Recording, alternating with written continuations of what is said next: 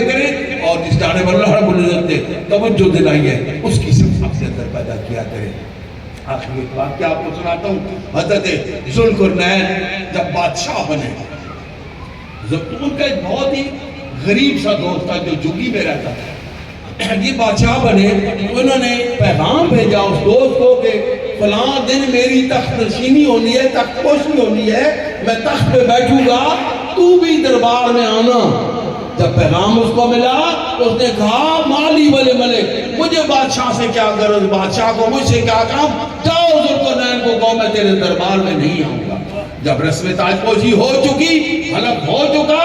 لوگوں نے نذرانے دیے، خلقوں سے نوازا گیا، جب فارغ ہوئے تو آپ نے اپنے مصاحبوں کو کہا، وزیروں کو کہا، مشیروں کو کہا چلو یار وہ یار تھا، وہ یار میرے پاس نہیں ہے، چلو ہم اس کے پاس چلے جاتے ہیں، وہ محل میں نہیں ہے، ہم اس کی جھگی میں چلے جاتے ہیں، وہ میرے مشکلات کے دور کا دوست تھا۔ یاد رکھو مشکل کے دور کے ساتھی ہیں، یہ انبیاء کی اور خصوصاً نبی کریم صلی اللہ علیہ وسلم کی سنت مبارکہ ہے کہ ان قربانیوں کو ہمیشہ یاد رکھنا۔ فرمایا وہ ہمارے پاس نہیں آیا، ہم اس کے پاس چلے جاتے ہیں۔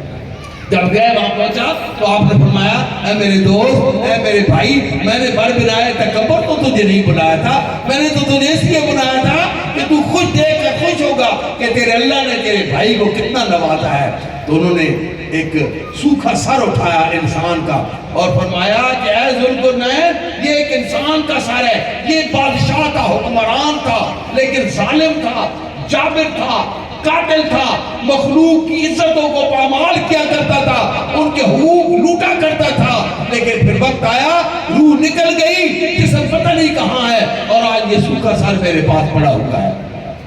پھر ایک دوسرا سر اٹھایا، فرمایا اے ذوالقرنین یہ بھی ایک بادشاہ کا سر ہے، وہ عادل تھا، وہ منصف تھا، وہ مخلوق کی عزتوں کی حفاظت کیا کرتا تھا، ان کے مال کی حفاظت کیا کرتا تھا، ان کی جان کی حفاظت کیا کرتا تھا، لیکن پھر اس کا وقت آیا دنیا سے چلا گیا اور یہ سوکھا سر اس کا آج میرے پاس پڑا ہوا ہے۔ کسی نے کہا تھا نا کل پاؤں ایک کاسہ ہے سر پر جو پڑ گیا، کل پاؤں میں صحرا میں جا رہا تھا، وہاں ایک سوکھا سر کسی کا پڑا ہوا تھا، میری ٹھوکر لگی، وہ سر ادھر لڑکنے لگا، کل پاؤں ایک کاسہ ہے سر پر جو پڑ گیا،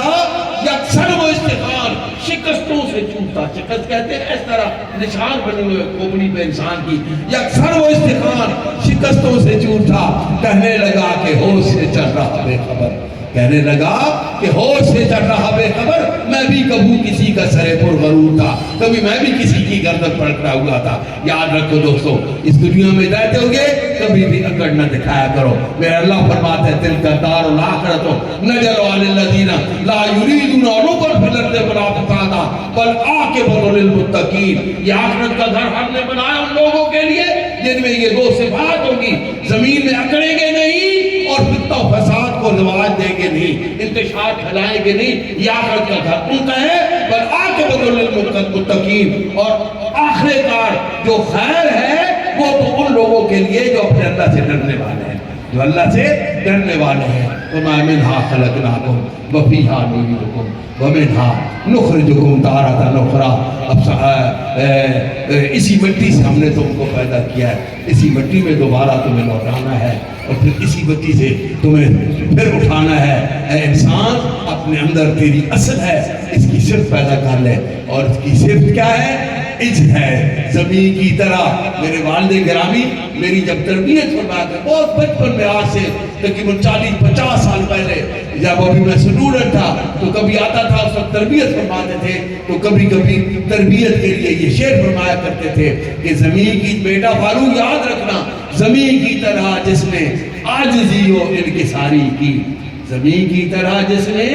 عاجزی و انکساری کی، خدا کی رحمتوں نے اس کو ڈھانپا آسمان بن کر، خدا کی رحمتوں نے اس کو ڈھانپا آسمان بن کر۔ اور پھر فرمایا کرتے تھے ایک اور بات یاد رکھنا کہ تجھے گر فقر و شاہی کا بتا دوں،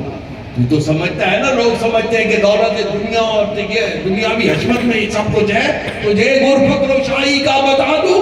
غریبی میں نگاہ بانی خودی کی، تجھے گر فقر و شاہی کا بتا دوں، غریبی میں نگاہ بانی خودی کی۔ اور ایک نصیحت فرمایا کرتے تھے کہ دل کی آزادی شہنشاہی،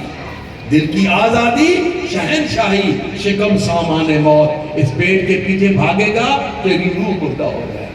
تیری روح، تیری آزادی سلب ہو جائے گی، روح کی آزادی سلب ہو جائے گی، تیری روح غلام بن جائے گی، دل کی آزادی، شہنشاہی، شکم سامان موت، فیصلہ تیرا تیرے ہاتھوں میں ہے دل کا شکم۔ دوستو، منہا خلقناکم وفیہا نعیدکم ومنہا نخرجکم تارۃ اخری، اس مٹی سے ہم نے تم کو پیدا کیا، اسی میں دوبارہ لوٹانا ہے، اسی سے پھر اٹھانا ہے۔ اے انسان اپنے اندر مٹی کی صفت پیدا کر، اور مٹی کی صفت کیا ہے؟ عز ہے۔ مٹی کی صفت کیا ہے؟